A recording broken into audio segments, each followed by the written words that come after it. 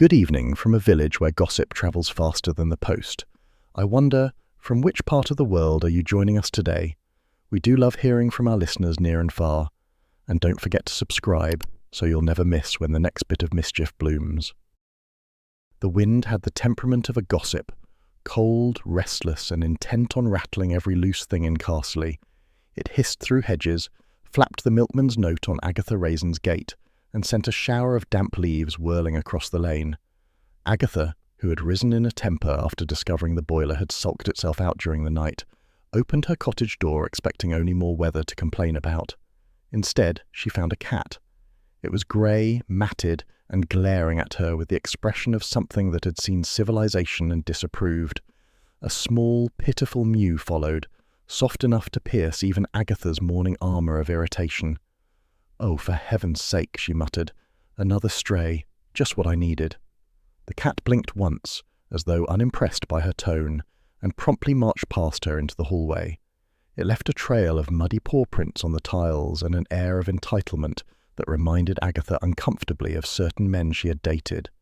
She shut the door against the draught and regarded her visitor. "You've chosen the wrong house, Puss. I'm not the sort for fur and sentiment. I kill houseplants by proximity." The cat merely sat, lifted one paw, and began to wash with delicate disdain. On its neck gleamed a silver collar, half hidden beneath the grime.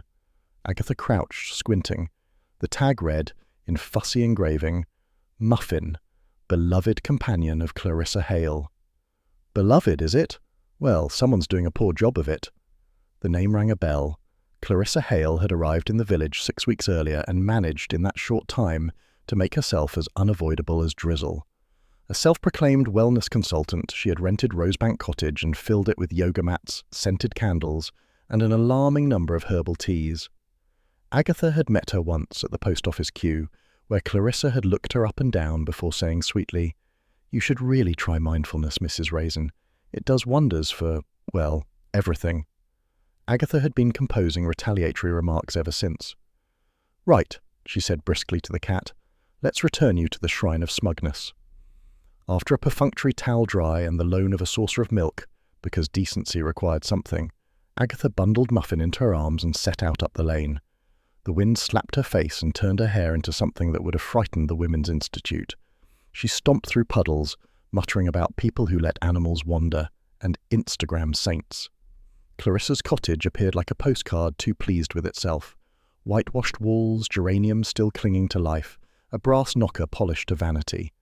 Agatha thumped the door. Clarissa opened it in yoga trousers and the expression of one interrupted in enlightenment. "Oh, Mrs. Raisin, isn't it? How lovely." Her voice oozed fennel tea. "You found Muffin. He does have a tendency to seek lower energies." "He sought shelter from the rain," said Agatha. "Probably mistook my house for civilization." Clarissa laughed in that careful way that suggested she was timing her breaths. "You mustn't feed him. Boundaries are essential in rescue relationships, otherwise they develop dependency." "Do they indeed?" said Agatha, whose patience was already shivering on the edge. "Well, I'll leave him to his independent lifestyle then." Clarissa accepted the cat with both hands as though receiving communion. "Muffin responds best to positive vibrations. He can sense tension, you know." "Then he'll adore you," Agatha said sweetly, and turned on her heel. Halfway down the path, she heard Clarissa calling after her. "You might try breathing exercises, Mrs. Raisin. They work wonders for irritability." By the time Agatha reached her gate, she was composing an obituary. It would read, "Clarissa Hale, aged 30-something, perished tragically of self-righteousness." Inside, she kicked off her muddy shoes and lit the fire with unnecessary vigor. The flames caught, sputtered, and filled the cottage with a comforting crackle. She told herself she felt lighter now that the feline intruder was gone. Companionship of any kind had become a nuisance lately. Still, as the wind howled around the chimney, the cottage seemed a touch too quiet. She busied herself with small domestic acts of defiance, reboiling the kettle, wiping paw prints that refused to fade, reading half a magazine article before losing patience with celebrity diets. Outside, dusk thickened early, turning the lane into a tunnel of mist. Agatha drew the curtains and tried to ignore a faint sound beyond the glass, a cry thin and questioning. "Don't you dare," she told the room. "You've made your bed, Mrs. Raisin. Let her cat sleep in it." The cry came again, plaintive and oddly accusing. Agatha groaned, fetched her torch, and opened the door. There, drenched anew and shivering, sat Muffin. He looked up at her with tragic resignation, as though she were his final disappointment. "Oh, blast it all." She scooped him up. "You and I are clearly cursed with bad choices." Back inside, she wrapped him in an old towel and deposited him by the fire. The cat purred once, softly, and closed his eyes. Agatha, despite every sensible instinct, felt the smallest tug of warmth. She fetched a tin of tuna, muttering, "Boundaries, my foot." Later, while washing up, she considered her new neighbour. Clarissa Hale, with her serene smile and those insufferable social media posts about living authentically. Carsely had tolerated many newcomers, but few had provoked quite such divided opinion. The ladies at the shop adored her talks on clean living. The men muttered that she was too modern by half. Even Mrs. Bloxby had looked faintly bewildered after attending one of her wellness circles. "She means well," the vicar's wife had said kindly, which in Carsely translated to, "We shall pray for her sanity." Agatha dried her hands and glanced at the cat. He opened one eye, as if in silent agreement. "Exactly," she said. "We'll keep our cynicism. It's safer." Outside, the wind eased to a damp sigh. Agatha settled with her crossword, the cat asleep beside her chair. She managed 3 clues before nodding off herself, head tilted, mouth open in the least glamorous of ways. Some hours later, a noise dragged her awake, a distant wail that sliced through the quiet like glass on stone. She sat up, heart thudding. For a moment she thought the cat was dreaming. Then she realized the sound came from beyond the garden. Blue light flickered faintly across the curtains. Sirens in Carsely. Agatha rose, peered out, and saw 2 police cars crawling up the lane toward Rosebank Cottage. Somewhere in the darkness a voice shouted orders. Muffin leapt from the hearthrug and pressed his nose to the window pane, tail twitching. "Well," Agatha murmured, tightening her dressing gown, "looks as though Serenity's had a setback." The cat mewed once, low and mournful. Agatha shivered, not from cold, but from that peculiar intuition that life, once again, was about to become messy. And secretly, very secretly, she felt the tiniest spark of anticipation. The drizzle hadn't let up since dawn. It pressed itself against the cottage windows like a nosy neighbour, determined to know everything. Agatha Raisin stood in her kitchen, staring at the kettle as though willing it to boil faster. The cat, Muffin, had taken up residence on the counter, glaring at her with open judgment. "Don't look at me like that," Agatha muttered. "You're lucky I've not sent you back to your guru." At the mention of Clarissa Hale, Muffin's tail flicked once, as though in agreement. Carsely had not yet officially woken, but gossip travelled faster than daylight. By the time Agatha arrived at the village shop for milk, the small bell over the door was chiming to a chorus of whispers. Mrs. Sims, queen of the counter, leaned forward with relish. "Have you heard, Mrs. Raisin? That poor Miss Hale. Dead." Agatha blinked. "Dead? Nonsense. Probably meditating in a coma." "No, truly. Police all over Rosebank Cottage since 6:30. They say she was found in her kitchen, collapsed beside her blender. Poisoned, if you please." The murmuring customers gasped with the practised harmony of a choir. Agatha felt a cold curl of disbelief. Only last night she'd watched those sirens climb the lane. She'd told herself it must be a burglary or a domestic, anything but murder. "Poisoned by her own health drink," Mrs. Sims went on. "Imagine, they found one of those green concoctions on the counter. Green! Food shouldn't glow, if you ask me." Agatha bought her milk, biscuits and dignity, then walked out under her umbrella. She hadn't realized she was frowning until she saw her reflection in the shop window, chin set, mouth tight. She looked, she thought grimly, like a woman already involved. At home, the phone rang. Bill Wong's calm voice came through the line, edged with weariness. "Morning, Agatha. Don't suppose you'll believe me if I tell you to stay out of this one." "Don't waste your breath, Bill. You know perfectly well I'm incapable of that. Exactly why I'm phoning early. Clarissa Hale was found dead around midnight, 'cause looks like poison, but we're waiting on forensics. Wilkes is already muttering about unnecessary interference from amateurs." "Then tell him to mutter somewhere else. I'm not interfering. I'm simply interested." "You had a public quarrel with her, remember? Witnesses, the post office queue?" She started it. Just keep your head down, please." Agatha hung up with an offended sniff. Keep her head down when a woman she'd practically argued with yesterday was now lying on a mortuary slab. The nerve. She spent the rest of the morning pacing, the cat watching like a furry magistrate. By noon, the drizzle had thickened into rain and her patience had dissolved. "Right," she announced. "If the police won't tell me anything, I'll find out myself." She drove to Mercester, splashing through puddles, and parked near the police cordon outside Rosebank Cottage. Reporters huddled under umbrellas, their microphones aimed like spears at anyone emerging. A constable recognised her immediately.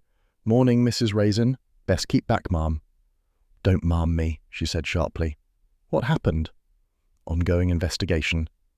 "You mean you don't know yet?" He blushed.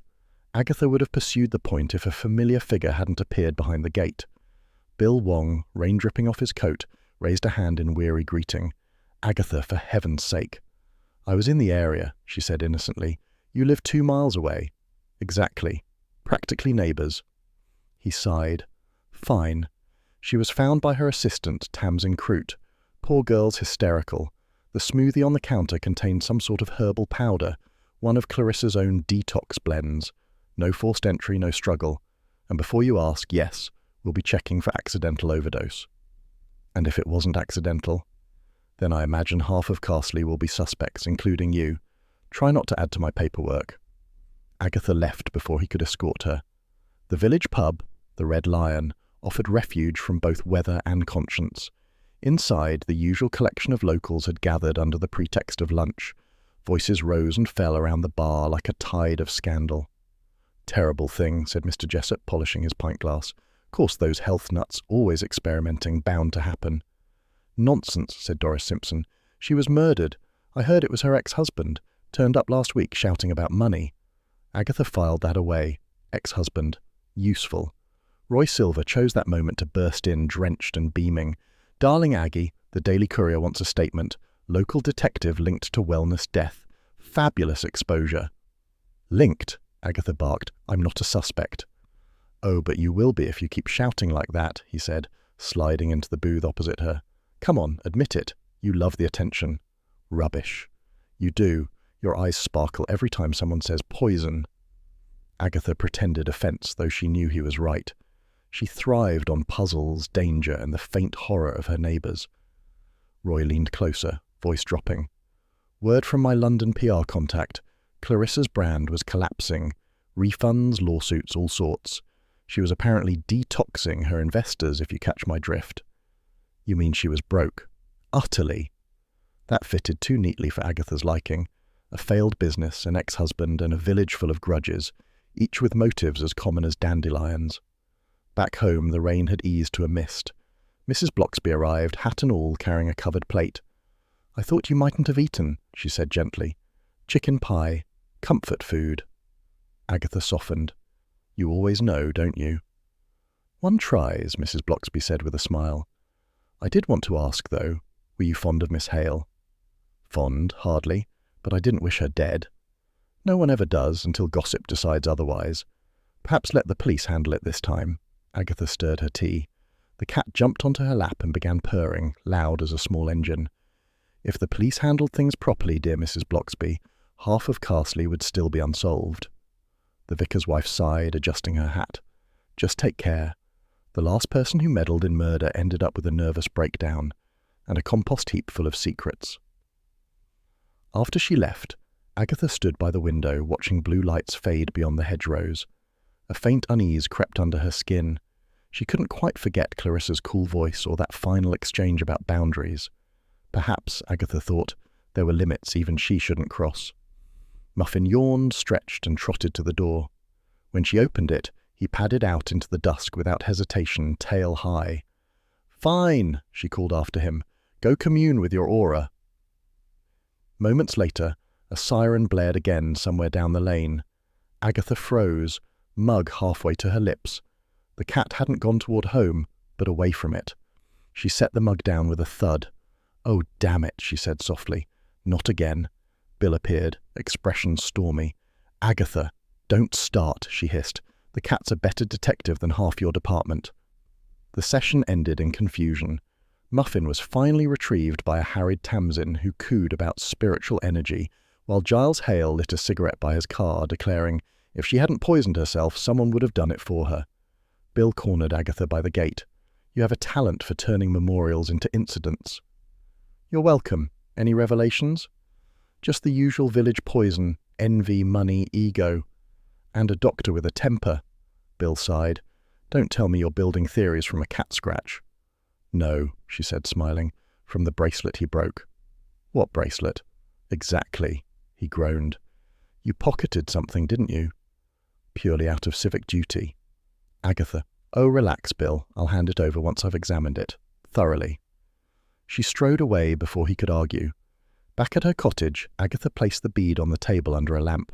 Jade green, polished, faintly chipped. She'd seen something similar. Yes, in Clarissa's promotional photos. The jars of detox powder had been decorated with matching beads tied around their lids, a ridiculous touch meant to balance energy. Muffin jumped onto the table, nose twitching. "Don't start, Detective Sergeant," she said. "You've caused enough trouble for one day."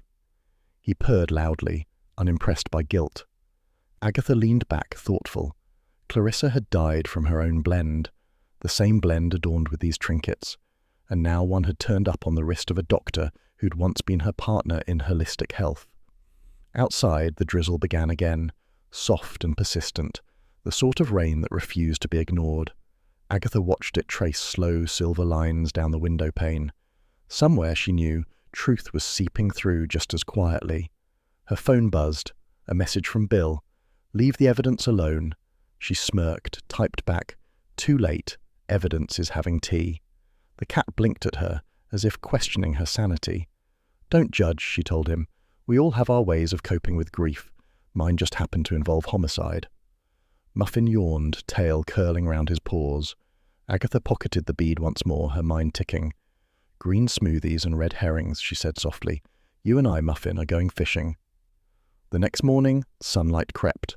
Agatha Raisin sat at her kitchen table in dressing gown and slippers, glaring into her coffee as though it had personally disappointed her. Muffin, tail wrapped neatly round his paws, watched her from the counter, unblinking, accusatory, and perfectly dry despite his nightly disappearance. "Don't look at me like that," she said. "You're the one who vanishes after dark. I'm the one mopping up the paw prints." The cat blinked once, unimpressed. Roy Silver breezed in without knocking, bringing a gust of perfume and impatience. "Darling Aggie, do get dressed. We've an empire to infiltrate." Empire? The late Clarissa Hale's Hale and Harmony enterprise. Corporate offices, glossy leaflets, more branding than sense. I checked online. They're based in Mercester. Agatha narrowed her eyes. "You did research?" "I Googled, dear. It's the same thing, only faster." Within the hour, they were on the road. Agatha's little car bouncing over puddles as Roy alternated between scrolling his phone and adjusting his scarf. Mercester looked its usual mix of half-timbered charm and modern regret. The Hale and Harmony building stood at the edge of town, a sterile glass cube pretending to be inspirational, complete with a banner that read, "Detox your life, discover your truth." "If that's truth, I'll stick to lies," said Agatha. Inside, the reception was bright, scented, and oppressive. The receptionist, a willowy blonde with immaculate posture, smiled as if tranquility were mandatory. "Welcome to Hale and Harmony. Are you here for the Wellness Reset program?" "We're here to reset a few truths," said Agatha. "Mrs. Raisin, Private Investigations. This is my associate, Mr. Silver." Roy winked. "Consultant, actually." The receptionist's smile faltered, replaced by professional wariness. "I'm afraid Miss Hale's business affairs are being handled by her estate." "Then it's her estate we're interested in," Agatha said briskly. "Refunds, investors, any lawsuits from disgruntled customers. You'll save everyone time by being helpful." Roy leaned closer over the counter, lowering his voice to a conspiratorial purr. "You see, my dear, poor Clarissa was such a visionary. We simply must ensure her legacy isn't tarnished by scandal." A blush flickered across the receptionist's cheeks. Roy always did have a knack for reducing defences faster than gin. "Well," she murmured, glancing around, "between us, the company was struggling. Refund requests, stock missing from storage, angry clients. There was talk of closing by Christmas. Clarissa seemed distracted these past few months." "Distracted by what?" Agatha prompted. A secret investor, I think. She called them Angel C. She said they were funding her new product line, a purification trial or something, but no one ever met them. Roy raised an eyebrow. Angel C? How biblical. Perhaps they're mourning their profits in heaven. Or still alive and nervous, said Agatha. They left with a handful of glossy brochures and a free sample of something called Harmony Booster capsules. Roy popped one into his mouth before Agatha could stop him. Roy! Relax, darling. If I start glowing, you can call a priest. Back in the car, Agatha tossed the empty sachet into the glove box. So, failing business, secret investor, missing stock. Add that to an ex-husband with a temper and a GP who looks like she could sterilize you with a glance. We've nearly collected the set. You're enjoying this. Conscience by appointment. She deserved it, he burst out. She took everything. The business, the house, my reputation. I only wanted her sick enough to reconsider. I didn't think... You moved the vials so the poison sat by the blender. That's not passion. That's placement.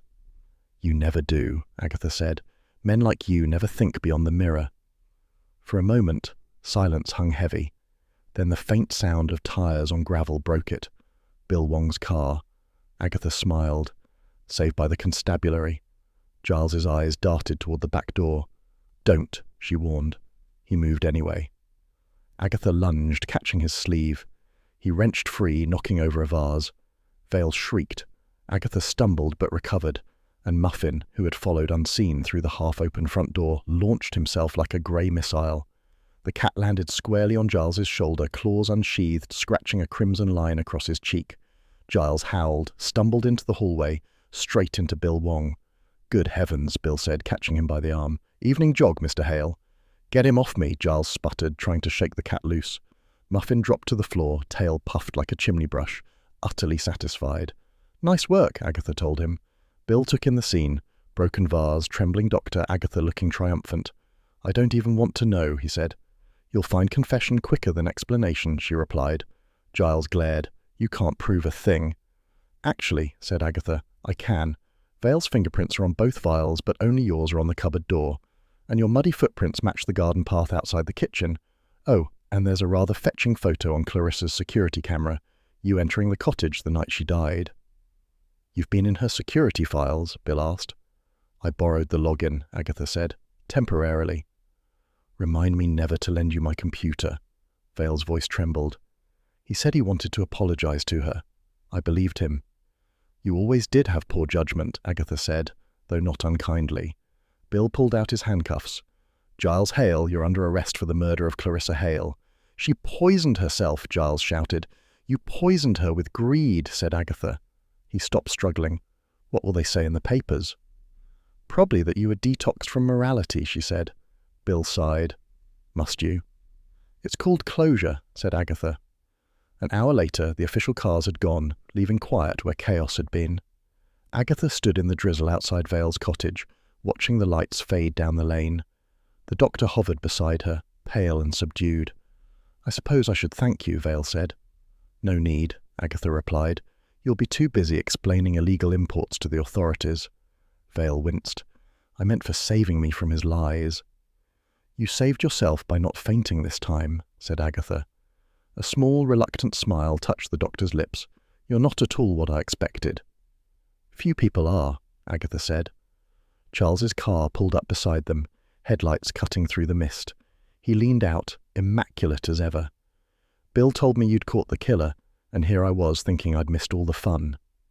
You did, said Agatha, but you can buy the celebratory dinner. On one condition, he said. We leave the cat at home. Muffin, perched in the passenger seat, meowed pointedly. He insists on attending, said Agatha.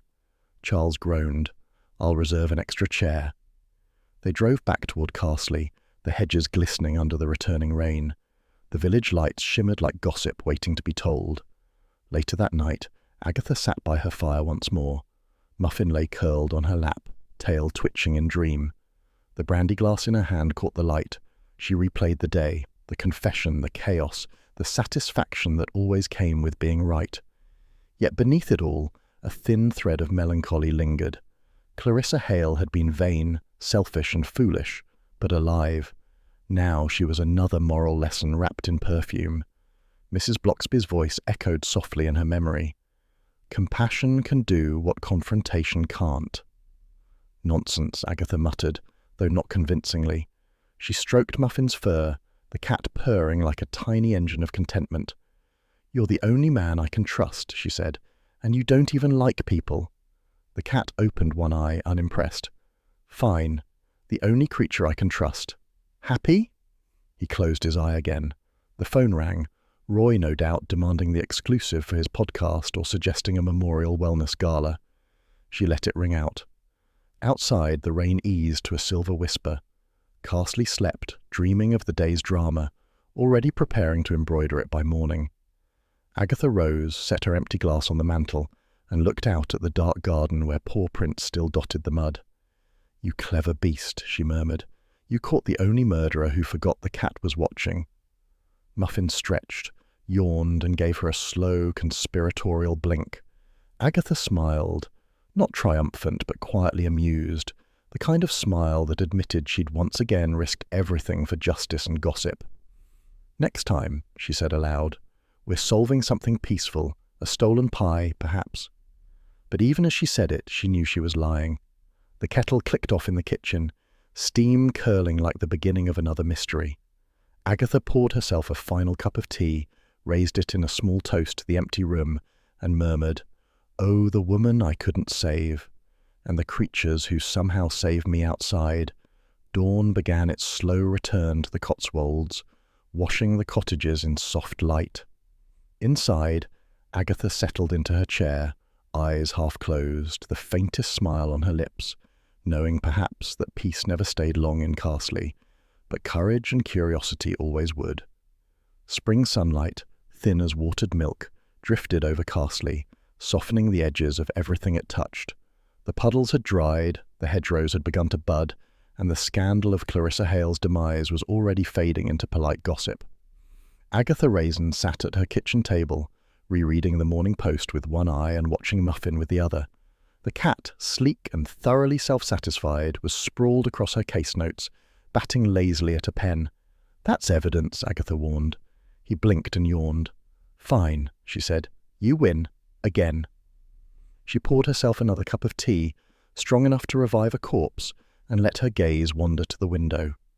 Carsely's village green shimmered in early light. Life had resumed its ordinary hum, the postman's whistle, Mrs. Dunn's terrier yapping, the distant thrum of gossip gathering speed. A knock sounded. Mrs. Bloxby entered, carrying a tin of scones, her shawl fluttering like a dove's wing. I thought you might need sustenance, she said, and perhaps a little human company. I have Muffin, Agatha replied, but her tone lacked conviction. Mrs. Bloxby smiled, unfooled. She set down the tin and began pouring tea with the unhurried grace of someone who knew how to fill silence. You look tired, she said gently. I'm fine, said Agatha, just thinking. About the case, about people, how often they turn out worse than cats. And yet, said Mrs. Bloxby, buttering a scone, you always end up helping them.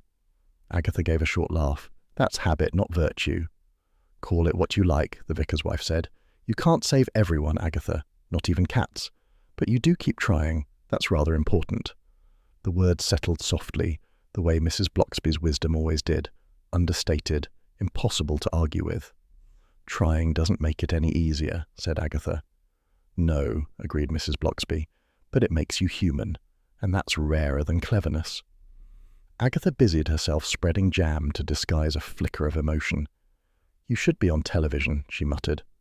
Heaven forbid, said Mrs. Bloxby. I prefer my parish to stay fictional. They shared a quiet moment, broken only by the faint purr of the kettle. Outside, a robin landed on the sill and tapped the glass, curious but cautious. Another witness, said Agatha. At least he won't ask for tea. A second knock interrupted them, brisk, official. Bill Wong entered, raincoat slung over one arm, expression caught somewhere between weary and fond. Morning, ladies, he said. I'm disturbing domestic bliss, aren't I?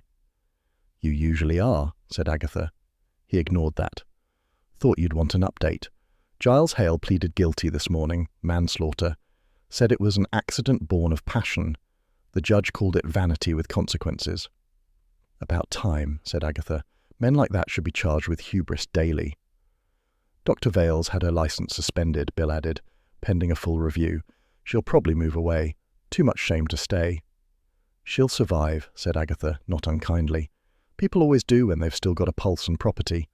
Bill smiled faintly. You're impossible, you know that. Frequently told, she said. He reached into his coat pocket and produced a folded newspaper. Roy's at it again. The headline read, The Feline Sleuth, How a Cat Solved a Cotswold Murder. Agatha groaned. Oh, for heaven's sake. Mrs. Bloxby leaned over. It's quite flattering, really. It's libelous, said Agatha. I do the work, he gets the headline. Next he'll be signing muffin to an agent. Bill chuckled. Public loves a hero, even a furry one. Well, they can interview him themselves, she snapped, though her lips twitched. He does look rather photogenic, Mrs. Bloxby murmured. Traitor, Agatha muttered.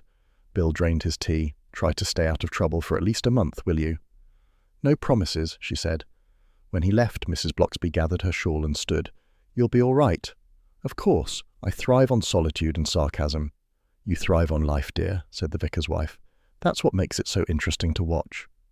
When she'd gone, the cottage felt both larger and smaller. Agatha looked at Muffin, who was licking crumbs off the tablecloth with studied indifference. You're famous now, she told him. Don't let it go to your head. He ignored her. She sighed, leaned back, and let her eyes close for a moment. Peace was a delicate visitor in her life, rarely stayed long, but always worth noticing. Another knock shattered it. Oh, for pity's sake, she muttered, rising. If that's a reporter, I'll feed them to the compost bin. She opened the door and blinked.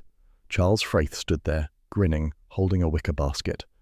Before you hurl me into the shrubbery, he said, I come bearing gifts. If it's flowers, you're too late. Mrs. Bloxby's already been. Better than flowers, said Charles, stepping in and setting the basket on the table. Company. A tiny kitten blinked up at her, black, silky, with a white patch on its chin and an expression of mild superiority. Agatha groaned.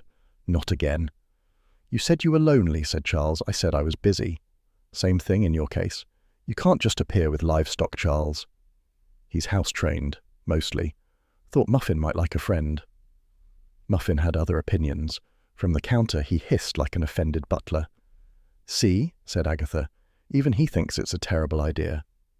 He'll come round, Charles said cheerfully. Besides, I named him already. Oh no. Brandy. Agatha eyed him. After my drinking habits or your lack of imagination? A tribute, he said, and perhaps a reminder that you're insufferable, that life's better with company, even small, furry, judgmental company. She rolled her eyes but couldn't help smiling. You're impossible. Frequently told, he said, stealing her line. Agatha reached for her tea just as Brandy leapt from the basket, landing squarely on the table. In one swift movement he toppled the cup onto the open case file, sending a tide of brown liquid across her notes. Charles froze. Oh dear! Muffin let out a triumphant meow. Agatha stared at the spreading stain, then at the kitten, who gazed back with innocent curiosity. Not again, she said, half in despair, half in laughter. Charles grinned. Welcome to parenthood. Agatha sighed, mopping the mess. Fine, but if he chews a single folder, you're on litter duty. Deal. She settled back in her chair, tea ruined but mood oddly light. Outside, the afternoon sun caught the daffodils just beginning to open along the lane. For once, the Cotswolds seemed content, peaceful, picturesque, briefly safe.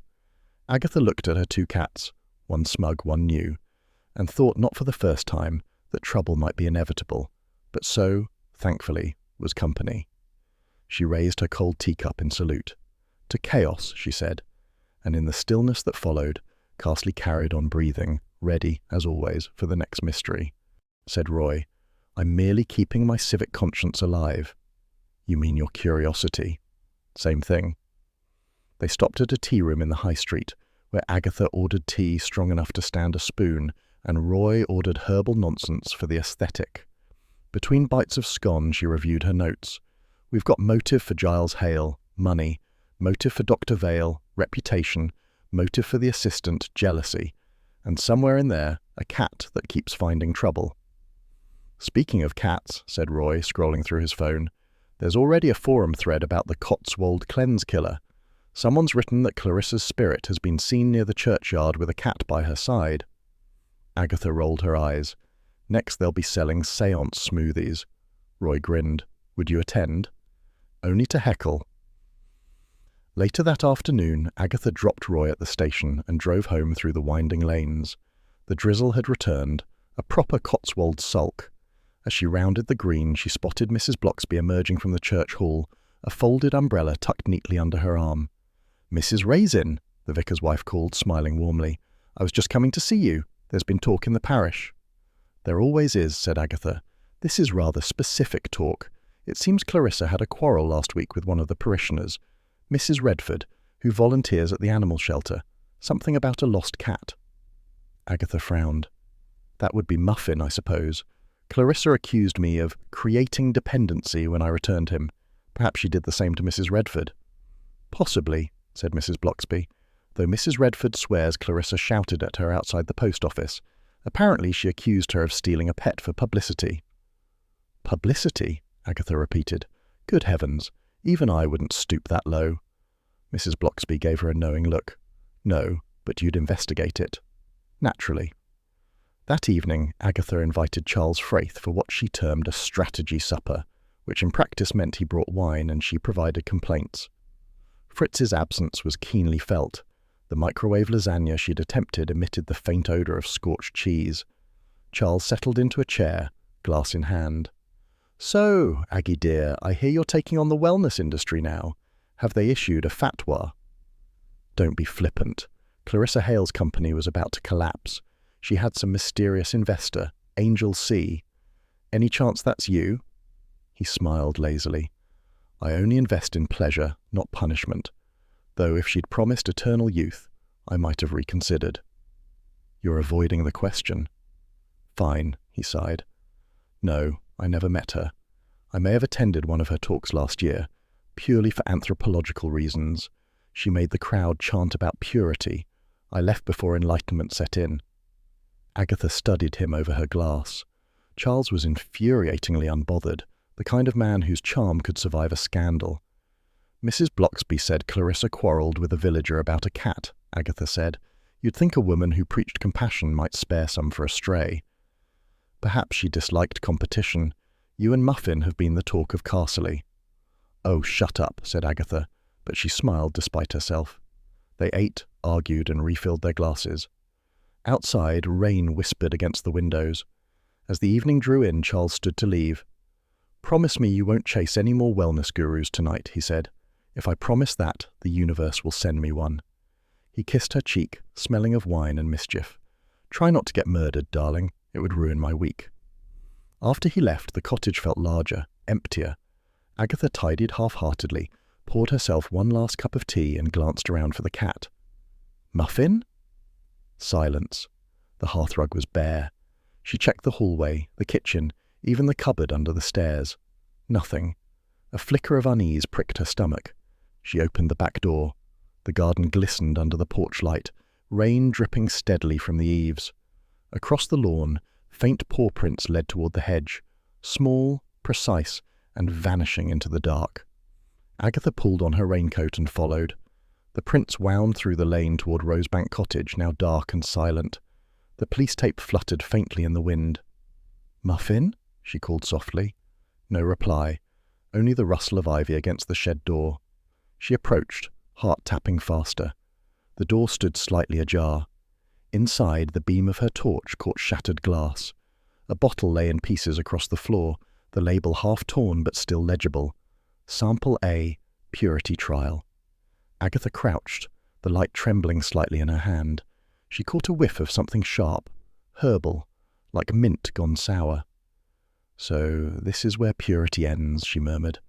A sound behind her, the faintest scrape of gravel.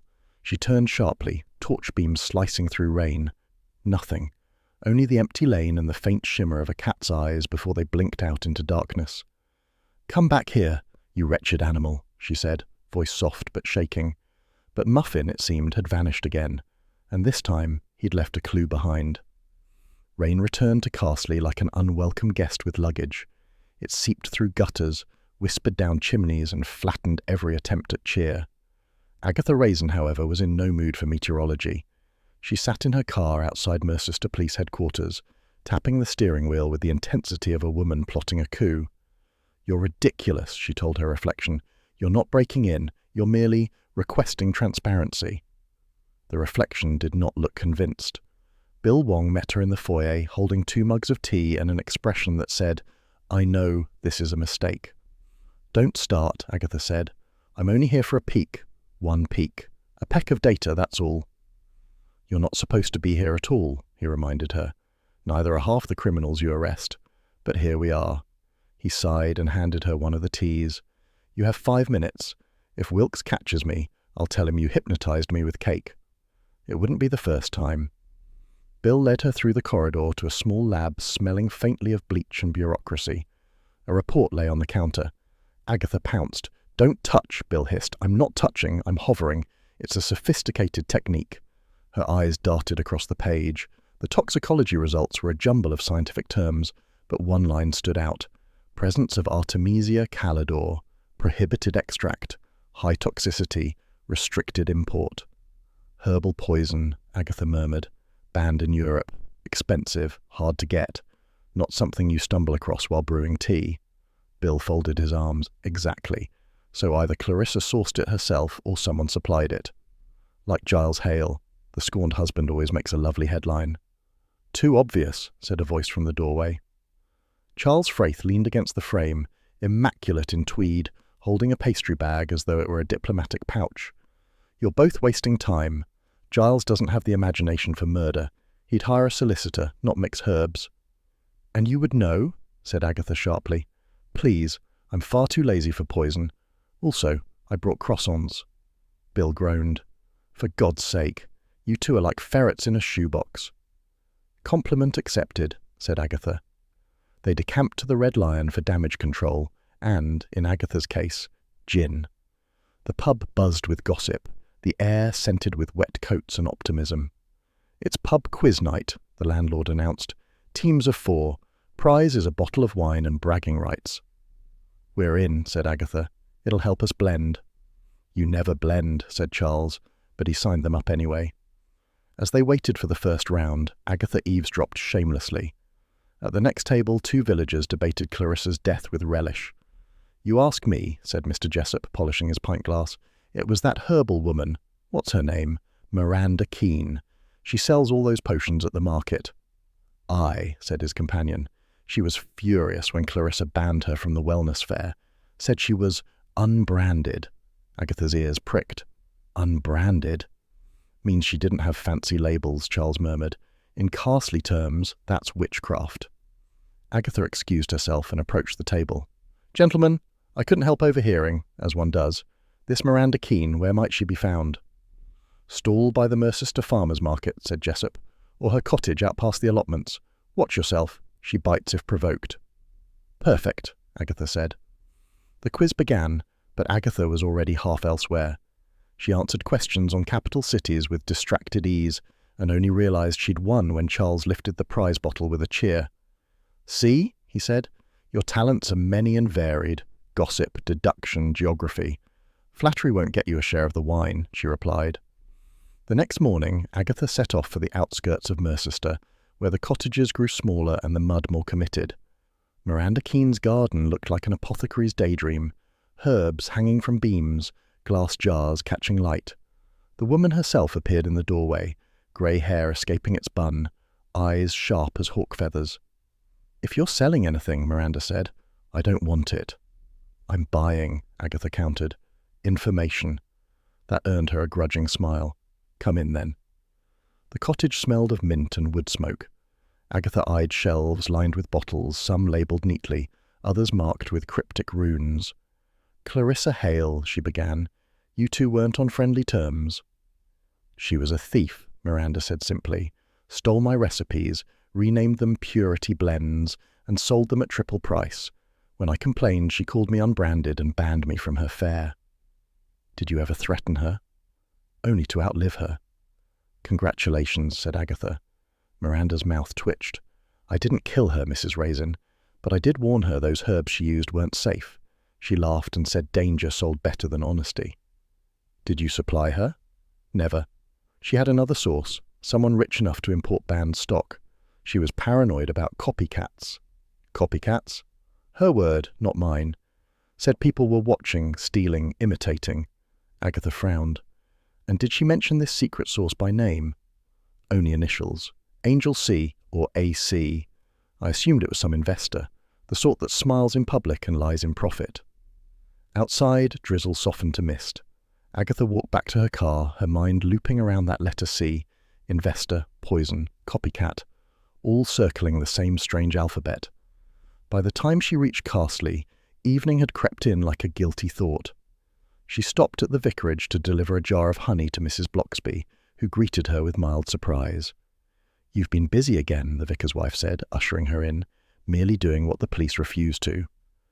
"Bill's doing his best. Bill's a dear, but he treats clues like china. I prefer a hammer." Mrs. Bloxby smiled faintly. "Sometimes hammers break what they mean to fix." Agatha waved the warning away. "Nonsense, I'm perfectly delicate." Later, back at Lilac Cottage, the fire crackled, and the cat dozed by the hearth. The quiet was a comfort, until it wasn't. Agatha poured herself a small brandy, replaying the day. Giles Hale's fury, Miranda's herbs, Clarissa's paranoia. Somewhere, she thought, all the paw prints led to the same muddy puddle. A soft thud interrupted her thoughts. She turned. The cat flap swung once, twice, then fell still. On the doormat lay an envelope, damp and creased. No stamp, no handwriting on the front. "Someone's been delivering by stealth," she said. She slit it open with a kitchen knife. Inside, one line written in block capitals, "Stop digging or you'll join her." Agatha stared at it, the words oddly stark in the firelight. Muffin stretched, yawned, and jumped onto her lap, purring as if to erase the chill creeping up her spine. "Typical," she said softly. "Even my death threats arrive by post." She looked down at the cat, who blinked back with faint approval. "Well," she murmured, stroking his fur, "someone out there's frightened, which means I'm finally getting close." Outside, rain whispered against the windows again, steady and secretive, the kind of sound that made promises it never meant to keep. The following day, morning arrived, as if the sky itself had spent the night gossiping. Agatha Raisin stood in her kitchen, arms folded, glaring at the flash drive sitting beside the kettle. It glinted smugly, the electronic equivalent of a locked diary begging to be read. As the last of the mourners drifted off, Tamsin pressed a small USB into Agatha's palm. "Clarissa kept backups," she whispered. "I don't want the police to lose it." "You," she said aloud, "are trouble with a USB port." Muffin yawned from his perch on the windowsill, unimpressed by the moral drama. A sharp rap at the door announced Roy Silver's arrival. He breezed in, immaculate as ever, brandishing a coffee the size of a vase. "Morning, darling. You look positively radiant in that I haven't slept since the crime sort of way." "Sit down," said Agatha, "and confess." "Confess? I haven't even had my pastry yet." And Agatha pushed the flash drive across the table. "Clarissa Hale kept files on people, including you." Roy blinked, recovering quickly with a practiced smile. "Ah, so that's come out, has it? Well, it was all terribly innocent. I paid her for some brand coaching, help with my image. She said she could make me the face of authentic masculinity." "That would require surgery," Agatha said. She meant inner masculinity, confidence, posture, all that. Then she started threatening to leak my client list if I didn't give her a testimonial. Said exposure was currency. I told her she could keep her currency and her crystals. Agatha leaned forward. "Did you pay her more to stay quiet?" "Of course not. She was bluffing. I simply blocked her number." "You and half of Carsely," she muttered. Before Roy could retort, her phone rang. Bill Wong's voice came through, weary but firm. "Agatha, tell me you haven't opened that flash drive." "All right," she said innocently. "You have, haven't you?" "Technically, Charles opened it. I merely supervised." "That's tampering with evidence." "Only slightly." "Agatha, don't scold. It's unbecoming. What do you want?" "To keep you alive," Bill said. "Someone's rattled enough to threaten you. Stay out of it." "Darling boy, I've survived worse than anonymous notes. I once chaired the parish fate committee." Bill groaned. "I'll take that as a no then." After hanging up, Agatha caught Roy watching her, chin in hand.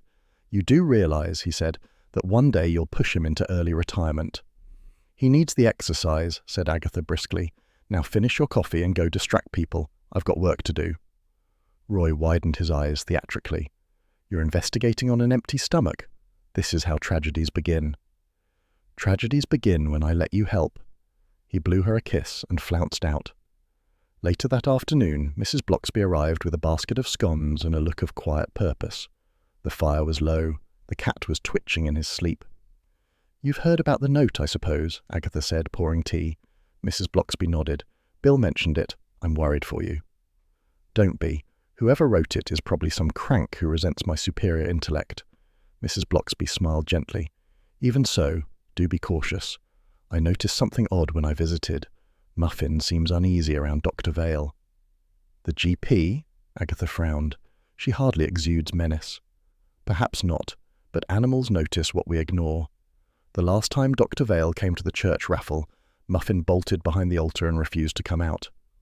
"He has taste," said Agatha, but the remark rang hollow. After Mrs. Blocksby left, Agatha found herself unable to shake the image of the nervous cat and the doctor's icy poise. Curiosity trumped reason. By 4 o'clock she was marching toward the Mercester surgery under a sky the colour of old pewter. The waiting room smelled of antiseptic and resignation. Behind the reception desk, a plump young woman with cheerful hair clips looked up. "Appointment?" "No, dear. I'm here to discuss a mutual friend, Clarissa Hale." The receptionist's smile dimmed. "Dr. Vale's just finishing with a patient. If you'll wait—" Agatha didn't wait. She knocked on the office door and walked straight in. Dr. Vale looked up from her desk, expression cool. Shelves lined with bottles and jars gleamed behind her, their labels tidy and officious. "Mrs. Raisin," she said, "to what do I owe this intrusion?" "Curiosity. It's chronic but not contagious." The doctor leaned back. "I've already given my statement to the police." "Yes, but not to me. Clarissa Hale's detox powder contained a banned extract, Artemisia calidor. Ring any bells?" Dr. Vale's face didn't flicker. "None. I stopped using such substances years ago. Too many regulations." "Yet you still keep an impressive stock of tinctures." "For display. Most are harmless. Valerian, chamomile, elderflower. Would you like me to prescribe something for nerves?" "I'm not nervous," Agatha said. "Merely thorough." "Then be thorough elsewhere." Agatha's eyes travelled along the shelf. One bottle, its label turned inward, caught the light, faint traces of green residue around the rim. "That one seems particularly soothing," she said. "A demonstration sample," Vale replied smoothly. "Destroyed long ago." "Ah," said Agatha. "Destroyed but still sitting there." Vale rose, moving between her and the shelf. "If you have accusations, take them to the authorities. Otherwise, I suggest you leave." Agatha did, but slowly, eyes flicking over every surface. Outside, she paused by the reception desk. "Busy day, dear?" she asked lightly. The young woman shrugged. "Always is. Dr. Vale's been rushed off her feet since that poor Miss Hale died. Still, the deliveries help." "Deliveries?" "From Angel Sea Enterprises, weekly, like clockwork." Agatha's pulse jumped. "Angel Sea?" "Some supplement supplier. Fancy packaging, foreign writing. I sign for them. Funny name, isn't it? Angel." "Indeed," said Agatha, almost biblical. Back home, she paced the sitting room like a general reviewing battle lines. Muffin followed, tail flicking. Angel Sea Enterprises, she mused. Secret investor, Vale's supplier. Who hides behind an alias like that? Her laptop hummed to life. She searched the name. Pages of glossy nonsense filled the screen. Slogans about holistic innovation and luxury wellness. No addresses, no directors. But the company registration number led to an old trust fund filing. And there it was. Primary beneficiary, C. Fraith Holdings. The Shell's company number pointed to an Isle of Man trustee, which, after 2 clicks through filings, listed the primary beneficiary, C. Fraith Holdings. Agatha sat back, blinking. Charles, of course. The charming loafer who attended Clarissa's talk for research. The man who always had just enough money to be irresponsible. She stared at the screen until the words blurred. Muffin nudged her elbow, purring. "Oh, don't start," she said. "I know what you're thinking. He couldn't possibly. But he could, couldn't he?" The kettle whistled, sharp in the quiet. She poured tea automatically, the ritual soothing but her mind racing. When the phone rang again, she nearly spilled it. "Agatha?" It was Bill. "You all right? You sound distracted." "Just doing a bit of research." "On what?" "Angels," she said. He sighed. "If this is about the company, let me handle it." "You'll take weeks. I'll take a shortcut." "You mean Charles?" "You're psychic now?" "Just experienced. Be careful. He plays games even when he doesn't mean to." After he hung up, Agatha sat staring at the cooling tea. Charles, investor in Clarissa's fraudulent empire, buyer of forbidden herbs, denier of everything inconvenient. She reached for her phone, thumb hovering over his number. Muffin meowed once, reproachful. "Yes, yes," she muttered. "I know. Let sleeping cats lie, but I've never been good at that." Rain began again, soft against the window. Agatha set her jaw and dialed. The line rang 3 times before he answered, voice smooth as ever. "Aggie, darling, to what do I owe the pleasure?" "To Angel C, apparently." Silence, then a low laugh. "Ah, so you've been digging. And you've been hiding." "Not hiding, diversifying." Clarissa Hale's company was a front for Poison Charles. "Oh, don't be dramatic. I merely invested. I didn't mix the potions." "You financed her." "A small stake. Tax write-off. She called me her angel. I thought it charming at the time. And when she started killing people with her smoothies, she didn't tell me that was part of the business plan." Agatha pinched the bridge of her nose. "You're an idiot." "Undeniably," he said cheerfully, "but a harmless one." She hung up without replying. For a long while she sat in the dim light, listening to the rain. Somewhere outside, a fox barked. Inside, Muffin padded softly onto her lap. "You see," she said, "this is what comes of liking men who smell of expensive aftershave and bad judgment." The cat purred, unconcerned. Agatha sighed. "Well, Angel C, we'll see how heavenly you look in handcuffs." She drained her tea, set the cup down with determination and reached for her notebook. Outside, thunder muttered across the hills. 2 mornings later, light filtered, turning Carsley's roofs to pewter. Agatha Raisin sat at her kitchen table, staring at the phone as if it owed her an apology. Charles Frayth's confession still echoed in her mind. "I merely invested." "Merely," she muttered. "Men merely invest in trouble the way cats merely chase birds." Muffin, sprawled on the windowsill, twitched an ear. A knock came at the door, polite but persistent. She yanked it open to find Charles, umbrella in one hand and contrition in the other. "Before you slam it, hear me out," he said. "I'd rather not, but come in before the neighbours start whispering. They only need half a reason." He stepped inside, shaking off raindrops like a repentant Labrador. "You're cross. Perfectly justified, of course. But I didn't know Clarissa was running a racket. I thought she was harmless. Tedious, but harmless." "You gave money to a woman who thought kale smoothies cured tax evasion," said Agatha. "You can't plead ignorance." "It was a flirtation, not a transaction.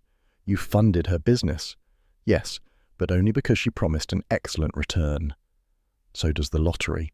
He sighed. "Aggie, I withdrew months before she died. I hadn't spoken to her since Christmas." "And you didn't think to mention that when her corpse appeared?" "Forgive me for assuming the police wouldn't find my name under Angel C." Agatha glared at him, trying not to notice the damp curl of his hair or the faint smell of expensive aftershave. "You're lucky I don't strangle you with your own scarf." "You'd never manage it. It's cashmere."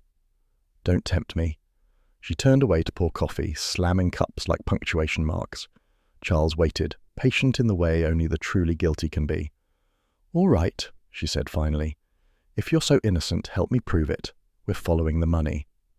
Ah, the most unromantic phrase in English. "Sit down." They set up at her laptop, the screen glowing like a stage lamp. Agatha's fingers flew across the keys. Clarissa's company account, Hale and Harmony. "The withdrawals stop in December, you're right. But look here.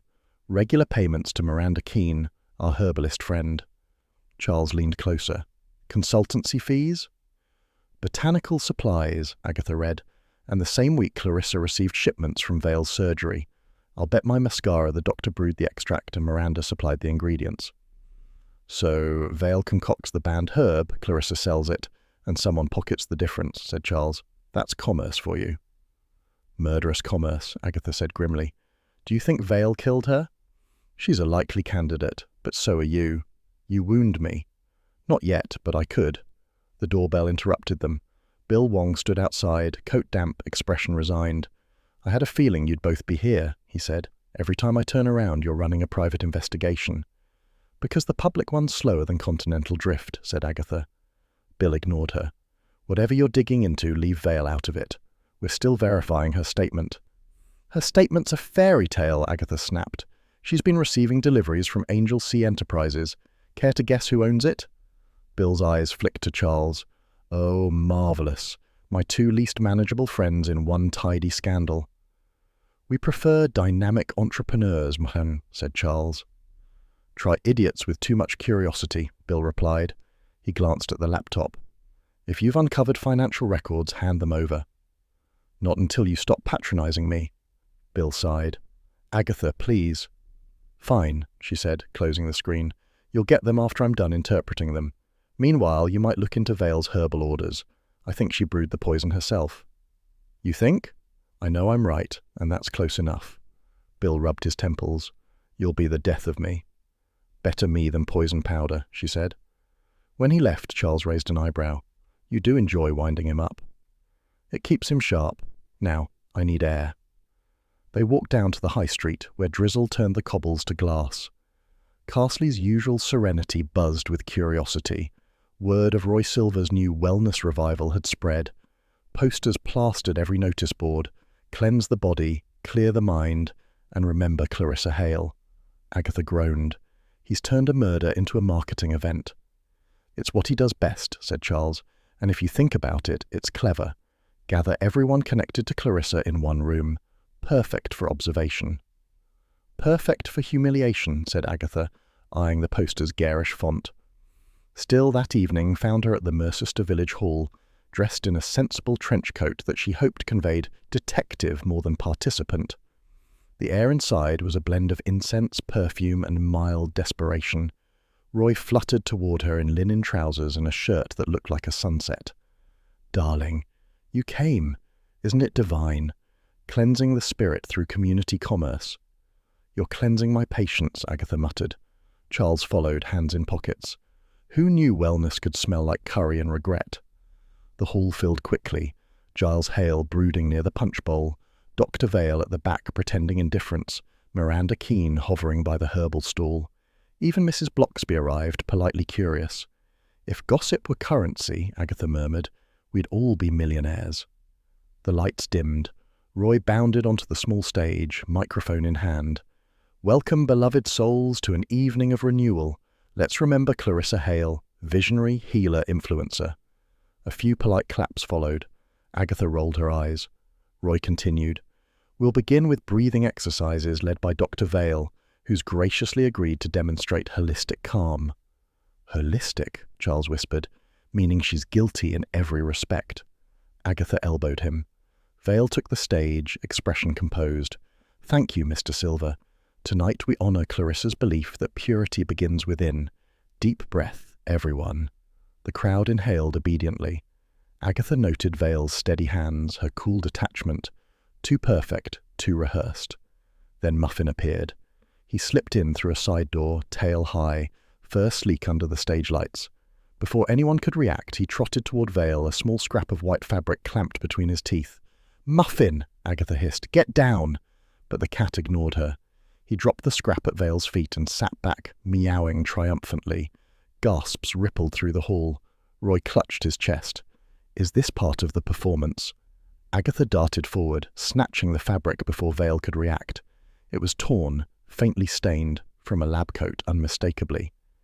Interesting souvenir, Agatha said. Vale's face paled. That's absurd. I don't... You do, Agatha interrupted. Your shed's missing one, if I recall. Careless disposal for someone so hygienic. Bill, arriving just in time to witness chaos, groaned audibly. What now? Evidence, Agatha said, holding up the scrap. Courtesy of feline intuition. For heaven's sake, Agatha. Oh, relax, Bill. He's earned his tuna tonight. Vale composed herself. If you're suggesting I killed Clarissa, you're mistaken. I destroyed every sample months ago. That fabric could have come from anywhere. Perhaps, said Agatha, but cats rarely fetch random laundry from murder scenes. A murmur spread through the hall. Giles Hale stepped forward, fists clenched. If she killed my ex-wife, You'll sit down, Bill ordered. Charles leaned toward Agatha. You realize this looks terribly theatrical. You realize it's working, she murmured back. Roy, ever the showman, seized the microphone again. Ladies and gentlemen, perhaps a short intermission while we, restore harmony. The crowd dispersed into buzzing clusters. Vale stormed out, her composure cracking at the edges. Agatha crouched to stroke Muffin, who blinked up innocently. Good boy. Next time, maybe fetch a confession instead of a cloth. Charles chuckled. You're impossible. Efficient, she corrected. He smiled faintly. You know, for someone who pretends to dislike me, you do rely on me rather a lot. Only because you keep making yourself suspicious. Saves me time. Ah, partnership built on mutual irritation, the purest kind. Agatha gave a reluctant grin. Just remember, Charles, in business or murder, I always close the deal. He raised a brow. Then lead on, Mrs. Raisin. After all, this cat seems to know where the bodies are buried. She gathered her coat and the scrap of cloth, the noise of gossip swelling behind her like applause. Outside, drizzle began again, soft and knowing, as Muffin padded at her heels, the unlikeliest of detectives in the Cotswolds. By evening, Carsely's brief flirtation with wellness had curdled into weary suspicion. Rain returned, sluicing the streets clean of lavender oil and optimism. Agatha sat by her fire, still turning the scrap of fabric over in her hand. Under the lamplight, the green residue shimmered faintly. Not herbal dye, she thought, but something synthetic, laboratory grade. Muffin dozed nearby, tail twitching. You've a knack for finding evidence, she told him. Maybe I should start paying you. He blinked without interest. A knock startled her. She half expected Bill, but it was Mrs. Bloxby, wrapped in a shawl and holding a tin of shortbread. I thought you might need company, she said. It's been a day. Agatha softened. You've no idea. My cat's a better detective than the police, my friends are suspects, and I've developed an allergy to patience. Mrs. Bloxby smiled. That's not new, dear. They shared tea and quiet for a moment, the clock ticking companionably. Then the vicar's wife spoke, voice gentle. Do be careful. You've stirred something deep, Agatha. Not everyone's as calm as they appear. I'm aware. Half of them are plotting lawsuits, the rest are plotting murders. Perhaps, but you have a way of provoking confession. Just remember, compassion can do the same. Agatha pretended to scoff, but the words lodged somewhere uncomfortably true. After Mrs. Bloxby left, Agatha locked the doors, double-checked the windows, and told herself she wasn't nervous. Then she poured a brandy, settled into her chair, and nearly jumped out of it when a branch scraped the glass outside. It's the wind, she muttered. Muffin hissed. The sound came again, softer now, from the kitchen. Agatha froze. She switched off the lamp, grabbed her torch, and crept toward the sound. The cottage smelled faintly of wet air and rain-soaked earth. Then came another noise, a soft metallic click, unmistakably the back latch. Someone was inside. Who's there? She barked, instantly regretting it. A shadow moved near the dresser, tall, gloved, purposeful. The beam of her torch caught the gleam of something small and silver. The flash drive. Stop! Agatha lunged forward, but the intruder snatched it up and bolted. Oh, no, you don't! She charged after them, slippers slapping the floorboards, heart hammering. The back door banged open into the storm. She followed, the beam of her torch slicing through sheets of rain. Muffin shot past her, yowling like a banshee. The figure was already halfway down the garden path, slipping in mud. Agatha gained ground, breath coming in furious bursts. Her dressing gown flapped like a battle flag. "Give that back, you coward!" she shouted. The intruder vaulted the low gate and fell. Something clattered to the ground. Agatha skidded after it, nearly losing her balance. Her torch wobbled wildly, catching a glimpse of a gloved hand scrambling in the dirt before disappearing into the hedgerow. By the time she reached the gate, the figure was gone. Only the rain remained, mocking her with its steady patter. Muffin circled the puddles, hissing softly. "You're supposed to be the muscle," Agatha panted. She bent to retrieve the fallen object, a stethoscope, gleaming wet in the torchlight. Her fingers closed around it, and she saw the engraving, L. Vale. "Well, well," she murmured, "our good doctor's bedside manner extends to burglary." Muffin sneezed, unimpressed. Back inside, she towelled off the cat and herself in roughly that order. The clock read midnight. The fire had dwindled, and the cottage smelled faintly of smoke and mud. Agatha placed the stethoscope on the table beside the green-stained fabric, the two pieces of evidence gleaming like trophies. She poured another brandy, medicinal this time, and sank into her armchair, exhaustion fighting with satisfaction. "Caught red-handed," she said aloud, "or green, as the case may be." Her reflection in the dark window looked unconvinced. Muffin curled on her lap, purring with the smug rhythm of a creature who always knew more than he let on. "Don't give me that look," she said. "I nearly caught her." He blinked. "Fine, you nearly caught her." Rain drummed harder on the roof, and Agatha's mind began to race again. If Vale had broken in, she must have known about the flash drive, but how? Bill hadn't mentioned it in front of her, which meant someone else had talked. Roy, perhaps, or even Charles. The thought stung more than she wanted to admit. Trust, she reflected, was like fine china, easily cracked, rarely mended. She finished her drink and stared into the dying fire. "Well, Muffin," she said softly, "we've got motive, method, and manicure. All we need now is confession." The cat purred louder, as if in agreement. Agatha smiled faintly, reaching to scratch behind his ear. Maybe Mrs. Bloxby's right. Compassion might work where confrontation won't, though in my experience, a torch and a threat of exposure usually do the trick. Outside, the storm eased. A single ray of moonlight slipped through the thinning clouds, catching the silver of the stethoscope. Agatha raised her glass in a silent toast. To truth, and to the fools who think I can't find it. Then she switched off the torch, let Muffin settle deeper into her lap, and listened to the steady rhythm of the rain, the Cotswold's own applause for a night's imperfect, glorious detective work. Morning crept into Carsely, pale and fragile after the storm. The village glistened, as if pretending innocence, but Agatha Raisin wasn't fooled. She'd spent the night staring at the stethoscope gleaming on her kitchen table, nursing equal measures of fury and brandy. Muffin slept beside it, guardian of the evidence. Now, with her second cup of coffee and her patience at its first crack, she grabbed her coat. "Stay here," she told the cat. "I'm off to interview a liar." Muffin blinked as if unconvinced she'd return without incident. The drive to Dr. Vale's cottage took less than 15 minutes. The hedgerows still dripped from the rain, and the road was slick, reflecting the grey sky like an accusation. Agatha parked outside the neat stone house, marched up the path, and rang the bell hard enough to wake the ancestors. Vale opened the door wearing a cardigan, and the expression of a woman caught mid-deception. "Mrs. Raisin," she said coolly, "you should have phoned." "I prefer surprises," said Agatha, brushing past her. "Keeps people honest." The sitting room was immaculate. Fresh flowers, polished brass, faint whiff of disinfectant. Too clean for innocence. "Would you like tea?" Vale asked. "I'd prefer the truth. You broke into my cottage last night." The doctor blinked, just long enough to confirm it. "That's absurd." Agatha held up the stethoscope, engraved with your initials. "You dropped it while stealing my flash drive. You can't prove—" "Oh, I can, and Bill Wong will. But before he arrives to arrest you, I'd like to hear your version." Vale's poise cracked like thin ice. She sat, clasping her hands. "I didn't kill her." "Of course you didn't," said Agatha. "You just brewed the poison and lost control of who drank it." Vale's eyes flickered. "Clarissa blackmailed me.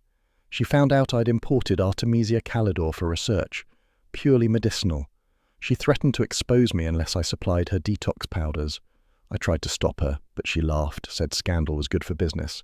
We argued that night. She stormed off. I left her alive." "And the poison?" Vale looked away. "She poured herself a drink before I could stop her. I think she took the wrong vial." "How convenient," said Agatha. "It's the truth." Agatha paced, gaze sharp as a scalpel. "You expect me to believe Clarissa mixed her own murder by mistake? She was vain, not suicidal. Besides," she leaned forward, "your story's wrong. The police think she collapsed by the kitchen counter, but she didn't. The cat's paw prints tell the truth. muddy from the garden, scattered by the front door. She fell trying to leave. Vale's mouth opened, then closed. So either she realized she'd been poisoned or someone stopped her from calling for help, said Agatha. Which was it? The doorbell rang. Vale jumped. Expecting company? Agatha asked. Probably Bill, said a smooth voice from behind them. Giles Hale stepped in uninvited, tall and trim in an overcoat that screamed entitlement. His smile was a weapon. I thought we could all clear this up without dramatics. Agatha folded her arms. You always turn up after the women faint. And you always turn up where you shouldn't, he said lightly. Dr. Vale, don't say another word. You've said enough. Vale stiffened. You have no right. On the contrary, he interrupted, I have every right. Clarissa was my ex-wife, my business partner, and my ruination. Thanks to her wellness brand, I'm nearly bankrupt. But I didn't kill her.